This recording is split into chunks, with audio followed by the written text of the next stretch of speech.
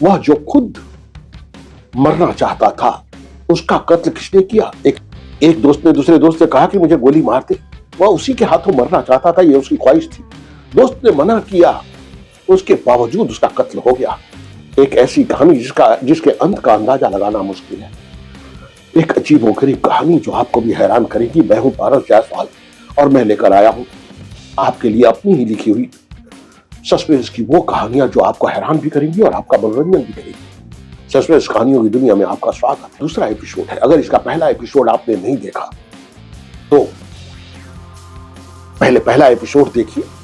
अगर पहला एपिसोड देखना है तो आई बटन पे क्लिक कीजिए, और अगर आपने पहला एपिसोड देखा है तो शुरू करते हैं आज की कहानी। विलास राय की लाश साड़ियों के बीच पड़ी थी, गोली उसके सीने में लगी थी, और गांव के तमाम लोग जो आसपास इकट्ठा हो चुके थे, उन लोगों ने मुश्ताक को भागते देखा था। सबके समझ में ये बात आ गई कि मुश्ताक और विलास राय के बीच कोई झगड़ा हुआ होगा, और इस झगड़े की वजह से विलास को मुश्ताक ने गोली मारी है, क्योंकि वो अपराधी प्रवृत्ति का आदमी भी था। मुश्ताक भाग चुका था। लोगों ने तुरंत पुलिस को फोन किया। पुलिस की टीम वहां पहुंची। इंस्पेक्टर गोवर्धन प्रसाद वहां के थाना अध्यक्ष थे। वो अपनी टीम के साथ वहां पहुंचे। उन्होंने लाश का मुआयना किया। कच्ची दारू का एक बोतल पड़ा हुआ था, 2 गिलास पड़े हुए थे, कुछ चखना भी था। ये अच्छी तरह समझ में आ रहा था कि 2 लोग बैठकर दारू पी रहे थे और दोनों के बीच झगड़ा हुआ और दूसरे ने इसे गोली मार दी। मतलब पूरी तरह मुश्ताक ही पुलिस के सरने के घेरे में था। इंस्पेक्टर गोवर्धन प्रसाद ने एक काम किया कि तुरंत फॉरेंसिक एक्सपर्ट को फोन किया और फॉरेंसिक टीम भी बुला लिया। फॉरेंसिक एक्सपर्ट ने लाश का मुआयना करना शुरू किया। उसने देखा कि विलास राव के सीने में गोली लगी थी, लेकिन जहां गोली लगी थी वहां कपड़ा जल गया था, फट गया था पूरी तरह, जिसे देखकर यह समझ में आता था कि शायद बारूद की वजह से यह कपड़ा जला होगा इस तरह से। और कुछ छर्रे भी अगल बगल लगे थे, लेकिन वो 4 इंच के बीच में ही थे।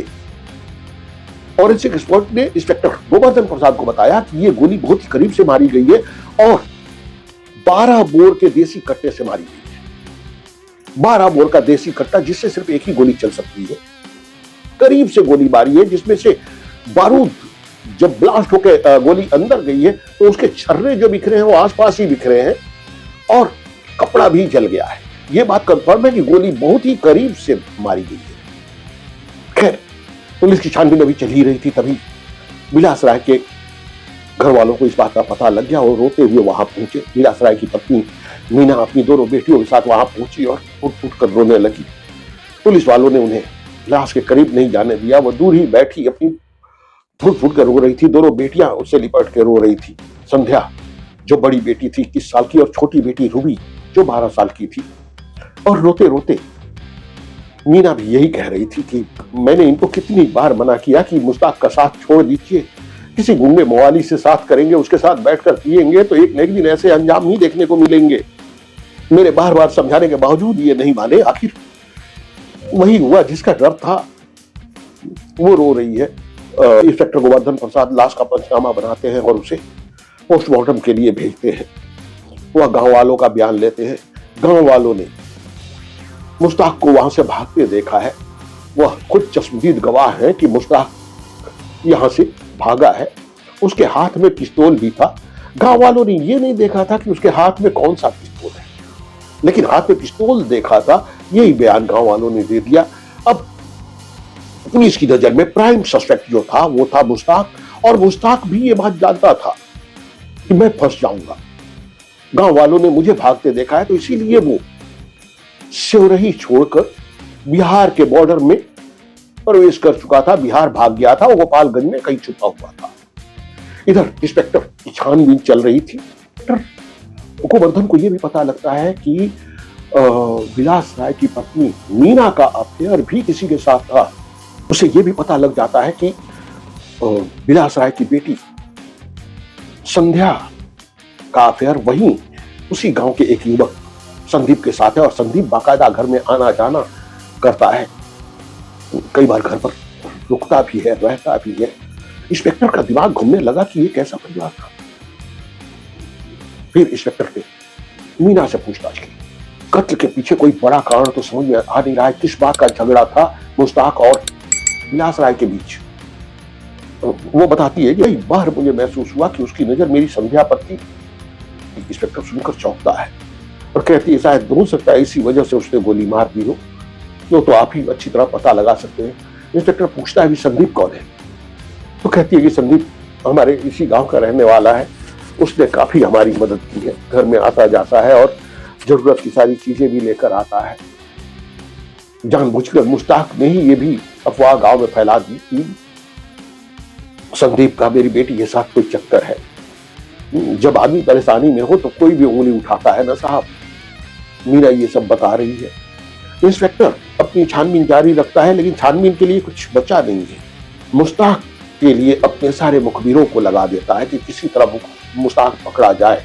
वो इस फिराक में है कि मुश्ताक कभी तो बिहार से यूपी में आए, क्योंकि यूपी पुलिस बिहार में जाकर कोई कार्रवाई नहीं कर सकती। उसके लिए बड़े परमिशन की और कई सारे प्रोसीजर की जरूरत होती है। इंस्पेक्टर गोवर्धन प्रसाद को इंतजार था कि कब मुश्ताक बिहार से यूपी में इस गांव में कदम रखे या यूपी के बॉर्डर के अंदर आ जाए, उन्हें पता लग जाए। उन्हें इंतजार में तकरीबन 10 से 15 दिन गुजर गए। इंस्पेक्टर गोवर्धन प्रसाद अंदर ही अंदर परेशान होने लगे थे और अब वो अपने बड़े ऑफिसर से बात करना चाहते थे ताकि मुश्ताक के बारे में पता करके उसे बिहार से गिरफ्तार करके लाया जा सके। इसी बीच एक दिन संदीप पुलिस स्टेशन आया और इंस्पेक्टर से बोला कि सर, अगर विलास राय के मौत की रिपोर्ट्स एक पेपर बनाकर दे देते तो मैं बीमा कंपनी से कुछ पैसे निकलवा लेता। उसने एक बीमा किया हुआ था और वो पैसे अगर मिल जाते तो इस परिवार के कुछ काम आ जाता। इंस्पेक्टर कहता है कि कातिल पकड़ा जाए या मारा जाए, उसके बाद ही केस क्लोज हो सकता है और उसके बाद ही मैं कोई भी रिपोर्ट दे सकता हूं। इंतजार कीजिए, जल्दी ही ये मुश्ताक पकड़ा जाएगा। हमने अपने मुखाबिर लगा रखे हैं। संदीप वापस लौट आता है। 2-3 दिन और गुजरते हैं और अचानक एक दिन गोवर्धन प्रसाद को पता लगता है कि मुश्ताक सेवरही आया हुआ है। अब वो पूरी तरह अलर्ट हो जाते हैं किसी तरह पकड़ना, और सचमुच मुश्ताक गांव आया हुआ है। वो किसी तरह छुपते छुपाते गांव में पहुंचता है। गांव में पहुंचकर वो सीधे विलास राय के घर पहुंचता है। दरवाजा खटखटाता है, दरवाजा मीना खोलती है, वो सीधे अंदर आता है। अंदर आकर दरवाजा बंद कर लेता है। मीना उसे देखकर हैरान है, कहती है तुम यहाँ क्यों आए हो यहाँ?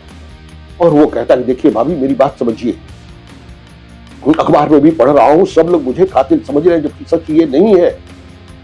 मैंने उनका कत्ल नहीं किया। मैं उन्हें अपना बड़ा भाई मानता था, अपने पिता तुल्य मानता था। मैं उनका कत्ल कैसे कर सकता था? मैंने उनका कत्ल नहीं किया है।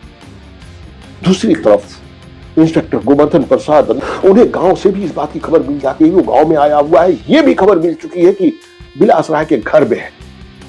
अब वो समझ जाते हैं कि कुछ तो खतरा हो सकता है। किस नियत से वो विलास राय के घर आया है, क्यों आया है? और पुलिस आ रही है और जैसे ही पुलिस गांव के अंदर दाखिल होने वाली है, उसी वक्त फोन की घंटी बजती है। इंस्पेक्टर गोवर्धन प्रसाद फोन लेते हैं। दूसरी तरफ से मीना की रोती हुई आवाज आ रही है। मीना रोते हुए कह रही है कि साहब जल्दी से बचा लीजिए हमको। मैंने कहा था ना कि मेरी बेटी संध्या पर उसकी नियत खराब है, वो आया हुआ है और जबरदस्ती सबको मजबूर करके वो मेरी बेटी को खींचकर अपने साथ बिहार लेके जाना चाहता है। पता नहीं बिहार ले जाएगा या नेपाल ले जाएगा, वो अपने साथ ले जाने के लिए आया है। मेरी बेटी को बचा लीजिए साहब, जल्दी आ जाइए। अब इंस्पेक्टर गोवर्धन प्रसाद कहते हैं कि हम लोग आ रहे हैं, बस 5 मिनट में पहुंच जाएंगे, आप चिंता मत कीजिए। किसी तरह उसको 5 मिनट रोक के रखिए। तभी फायर की आवाज आती है। फायर की आवाज आती है कि चौंक उठते हैं कि अब क्या हुआ। गाड़ी दरवाजे पर रुकती है और दरवाजा खटखटाया जाता है। मीना ही दरवाजा खोलती है। पूरी पुलिस टीम अंदर घुसती है। मीना फुट फुट कर रो रही है और पास में ही बैठी हुई संध्या रो रही है। संध्या के हाथ में वो एक कट्टा है और गोली मुश्ताक को लगी है। मुश्ताक मर चुका है। इंस्पेक्टर देखकर हैरान होता है। मीना रोते हुए कहती है कि मैंने आपके सामने सब जाहिर किया था ना कि इसकी नीयत शायद मेरी बेटी पर खराब है, और सचमुच ऐसा ही हुआ।